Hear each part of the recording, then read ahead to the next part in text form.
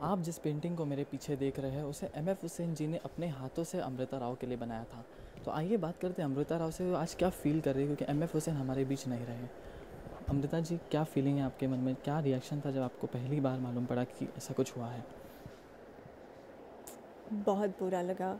In fact सबसे पहली बार मुझे जब कॉल आया, मीडिया से ही कॉल आया और मुझे ये बोला गया कि हुसैन साहब is no more, and I thought ये कोई अफवाह है और मुझे इसके बारे में अभी कोई रिएक्शन देने की ज़रूरत भी नहीं है। पर धीरे धीरे ये बात बहुत बड़ी बनती गई और फिर भी इतने ज़िंदा दिल इंसान हमारे साथ नहीं है, इस दुनिया में नहीं है, मुझे नहीं यकीन हो रहा है। आप उनके साथ मिली हुई है, काफ़ी क्लोज़ रही हैं उनके साथ में, तो किस तरह की शख्सियत है वो? जैसे मैंने कहा, बहुत ही ज़िंदा दिल इंसान थे, अपने काम को लेकर बहुत ही ज़्यादा डेडिकेटेड थे और मैं भी एक कलाकार हूँ। पर मुझे पता है कि जब हमारी कला जो हमें खुशी देती है, जब वो हमारा एक पेशा बन जाता है, जब वो एक रूटीन बन जाता है, हमारी डेली ज़िंदगी का रूटीन, और फिर वो मोनोटोनस हो जाता है हमारे लिए, तो सबसे बड़ी मुश्किल बात या सबसे बड़ा चैलेंज एक कलाकार के लिए वो होता है कि उस उस फ्रेशनेस, उस एंथुजियाज़म और उस एनर्जी जो एक न्यू कमर में होती है अपने आप को साबित करने के लिए, उस चीज़ को बरकरार रखना। और ये चीज़ एम.एफ. हुसैन ने अंत तक बरकरार रखी। ये उनके बारे में सबसे बड़ी क्वालिटी मैंने सीखी है। जब भी उनसे बात हुई, उन्होंने हमेशा जो वो कर रहे हैं, जो काम वो कर रहे हैं, जो और वो काम करने वाले हैं, इसी के बारे में बात किया। तो जब इतने ज़िंदा दिल इंसान हमारे साथ में नहीं रहते तो बहुत दुख होता है। उनके आखिरी दिनों में वो भारत में नहीं थे, काफ़ी कंट्रोवर्सीज़ हुई थी, जी। तो क्या उन्होंने आपके साथ में कुछ डिस्कस किया था इस बारे में? वो पॉजिटिव इंसान थे, क्रिएटिव इंसान थे। जिस बात ने उनको दुख पहुंचाया, उसके बारे में उन्होंने बात करना अच्छा नहीं समझा। हाँ, हमेशा एक बात मुझे कही कि उन्हें भारत आने का बहुत मन है। उन्होंने हमेशा ये कहा कि मुझे भगवान ने सब कुछ दिया है, बस मैं इंडिया आना चाहता हूँ और इस देश में मैं पैदा हुआ था, मुझे इस देश की संस्कृति से इतना प्यार है। तो बस यही उनकी एक अंतिम इच्छा थी जो पूरी नहीं हो पाई।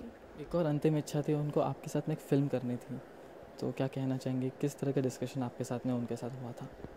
फ़िल्म करने की इच्छा उन्होंने बहुत पहले से ही मुझे इज़हार किया था, पर I think suddenly there were other portfolios that he had to give attention to। वो Arab civilization, history of Arab civilization पर एक सीरीज़ ऑफ पेंटिंग्स बना रहे थे फॉर द क्वीन ऑफ कतार।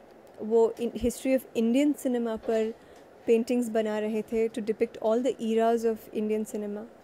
तो ये इस काम ने इस दौरान उनको बिज़ी रखा। वो बट मुझे खुशी इस बात की है कि उन्होंने 2 फ़िल्में बनाई, 2 बहुत ही क्रिएटिव और खूबसूरत फ़िल्में बनाई, और उसमें से एक फ़िल्म को मैंने उनके साथ बैठकर देखा और वो थी गजगामिनी।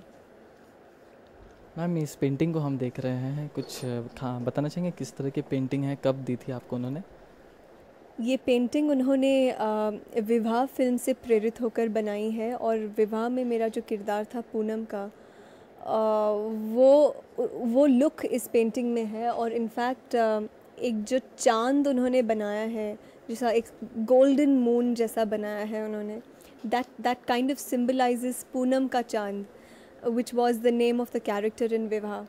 तो ये मेरा सौभाग्य है कि उनके ऐतिहासिक काम का उन्होंने मुझे इतना एक मज़बूत हिस्सा बनाया। मैम, इसके अलावा पेंटिंग्स तो है ही, लेकिन इसके अलावा उनके क्या खास शौक थे, आपको पता हो? उनके बहुत सारे शौक़ थे। गाड़ियों में उनकी दिलचस्पी थी, उनको खाने का बहुत शौक़ था।